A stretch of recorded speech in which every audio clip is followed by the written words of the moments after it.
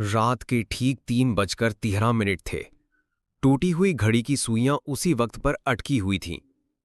अचानक एक ठंडी हवा का झोंका आया और दरवाजा चढ़ की आवाज के साथ अपने आप खुल गया। अंधेरे में गूंजी एक भारी और ठंडी आवाज।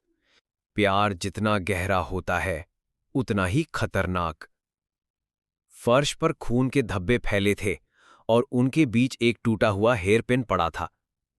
अरमान, 25 साल का एक लड़का, सबकी नजरों में शरीफ, शांत और अकेला। लेकिन उसकी डायरी की पहली लाइन ही उसके असली चेहरे को बेनकाब करती थी। अगर वो मेरी नहीं हुई तो किसी और की भी नहीं होगी। रातों को वह तस्वीरों से बातें करता और दीवारों पर सिया का नाम बार बार लिखता। सिया, मासूम, हंसमुख और सबकी चहेती। क्लासरूम में उसकी हंसी गूंजती थी। उस दिन अरमान की नजर उस पर पड़ी और वह ठहर गया। उसके भीतर से धीमी फुसफुसाहट निकली। बस यही है मेरी दुनिया, मेरी सिया। तभी से उसकी निगाहें हर वक्त सिया पर टिक गईं। वह उसका पीछा करने लगा, उसके घर तक जाता और रात को उसकी खिड़की के पास खड़ा होकर घंटों घूरता रहता। कुछ दिनों बाद सिया को अजीब घटनाएं महसूस होने लगीं।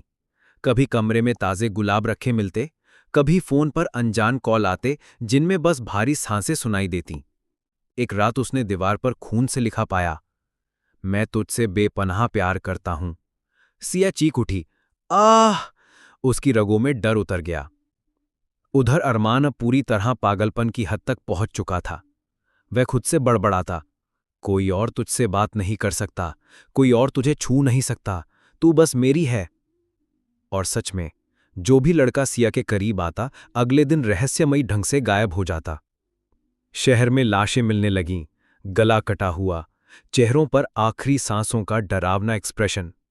लेकिन किसी को शक भी नहीं हुआ कि इन सब के पीछे वही मासूम दिखने वाला अरमान है। एक दिन सिया का शक हकीकत बन गया। वह अरमान के कमरे में चुपके से दाखिल हुई।